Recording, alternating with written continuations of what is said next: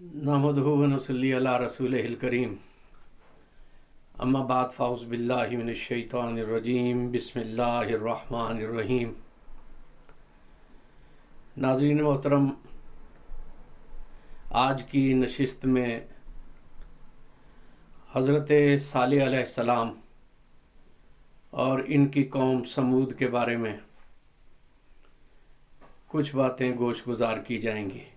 कौम आद को हज़रत हूद अलैहिस्सलाम अल्लाह रब्बुल इज़्ज़त की वहदानियत, इस्लाम और आला अखलाक की तालीम देते रहे। इस्लाम दर हकीकत सिखाता ही खुल्क है और हिदायत के रास्ते पर गामज़न करता है, दीन और दुनिया दोनों की फलाह का ज़ामिन है। लेकिन कौम आद ने आपकी बातों पर कोई ध्यान न दिया तो अल्लाह रब्बुल इज़्ज़त ने उन्हें अजाब में मुब्तला कर दिया। उनमें से मुसलमानों का एक गिरोह जो हज़रत हूद अलैहिस्सलाम पर ईमान ले आया, वो उस अजाब से बच गया। उनमें से लोग मुख्तलिफ इलाकों की तरफ चले गए। एक बड़ी जमात इन इलाकों में आकर आबाद हो गई जो कौम समूद के इलाके कहलाते हैं। और ये इलाका अरब के शिमाल की जानिब, जब मदीना मुनव्वरा से सफ़र करें शाम की जानिब, तो इलाका जो ऊपर की तरफ आता है वो ये इलाका है जहाँ कौम समूद आबाद हुई। समूद इनमें से एक शख्स का नाम है जिसकी आल औलाद वहाँ कसरत से आबाद हुई और उसी शख्स के नाम पे ये कौम समूद कहलाई। तो ये लोग ईमान ले आए, नेक अमाल को अपना शियार बनाया।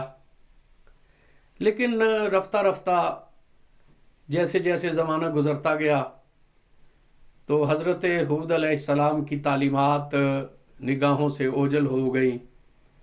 शैतान ने इन्हें बहकाना शुरू कर दिया और फिर एक ऐसा ज़माना आ गया कि पूरी कौम ही गुमराही का शिकार हो गई और दूर दूर तक कहीं भी अल्लाह की वहदानियत और इस्लाम का तज़किरा न रहा, दीन की तालीमात का कोई नामो निशान न रहा।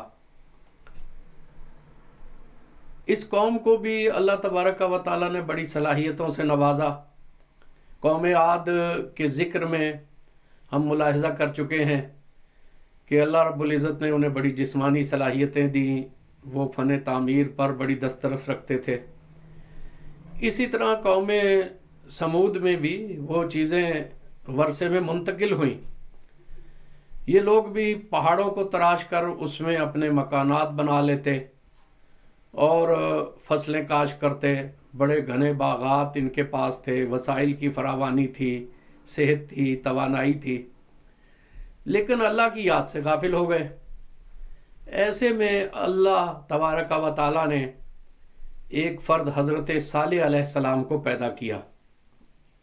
ये ज़माना कहा जाता है कि हज़रत हूद के बाद और हज़रत इब्राहीम अलैहिस्सलाम से काफ़ी कबल का ज़माना है। हज़रत सालेह अलैहिस्सलाम ने शऊर की आँख खोली। अल्लाह के नबी कभी भी बुराइयों से साजगार नहीं होते, तो जब अल्लाह का हुक्म हुआ तो उन्होंने तौहीद की तालीमात देनी शुरू की, लोगों को उन बुराइयों से मुतरब्बे करना शुरू किया।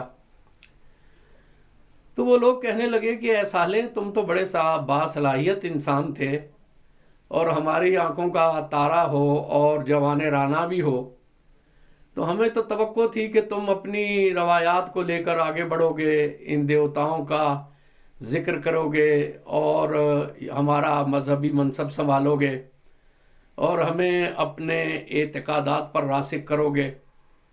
लेकिन हम क्या देखते हैं कि तुमने तो बिल्कुल बरअक्स तालीमात शुरू कर दी हैं। हज़रत सालेह अलैहिस्सलाम ने उन्हें तंबीह की कि नहीं, खैर का रास्ता यही है।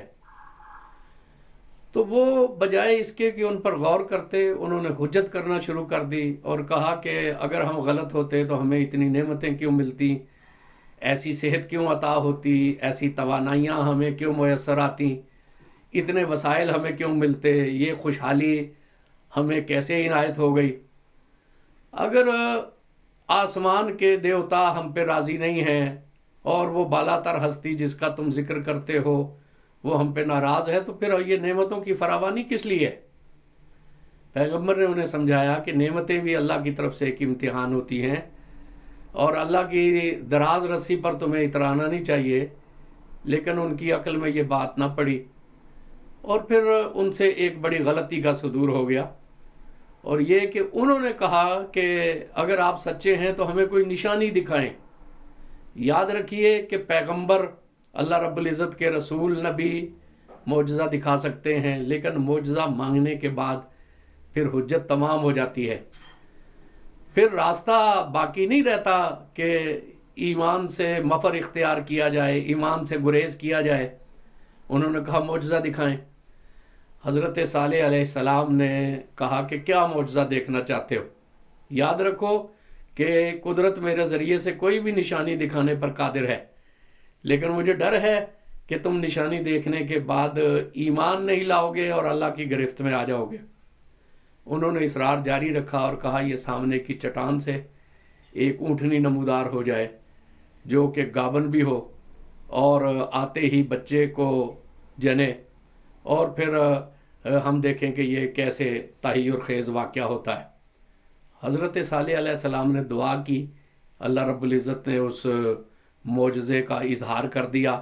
قرآن پاک نے اسے ناقۃ اللہ سے تعبیر کیا کہ وہ اونٹنی ہے جو کہ اللہ کی قدرت سے ظہور پذیر ہوئی ہے۔ حضرت صالح علیہ السلام نے کہا کہ اب تمہاری فرمائش پر یہ معجزہ تو نمودار ہو گیا ہے، اور اسے دیکھ کر کئی لوگ مسلمان بھی ہو گئے، اور ایک سردار جندہ بن عمر اسی وقت مسلمان ہو گیا، اور بہت سے لوگ بھی مسلمان ہو گئے۔ لیکن جب لوگوں نے یہ دیکھا کہ مسلمان ہو رہے ہیں تو دیگر ان کے سردار اور مندروں کے پروہت اور پجاری، جس میں زواب بن عمر اور حباب اور رباب بن صفر جو کہ کاہن تھا، وہ آڑے آ گئے۔ انہوں نے سمجھایا کہ یہ تو کوئی ایسی بات نہیں ہے، یہ شاید کسی سحر کا اثر ہے، جادو کا اثر ہے، اپنے عقیدے نہ چھوڑو۔ حضرت صالح علیہ السلام نے جب ان کی غالب اکثریت کو اب بھی گمراہی پہ دیکھا تو کہا کہ مجھے یہی خدشہ تھا، اب یہ معجزہ رونما ہو گیا، اب ایک احتیاط کرنا کہ ایک دن اس اونٹنی کے لیے ہے، یہ پانی پیے گی اور چراگاہ میں چرے گی، تم اپنے جانوروں کو اس دن اپنے باڑوں میں مقید رکھو گے اور آزاد نہیں کرو گے، اور کوئی بھی پانی استعمال نہیں کرے گا، اور یاد رکھنا کہ اگر خلاف ورزی ہوئی تو اللہ کا عذاب آ جائے گا۔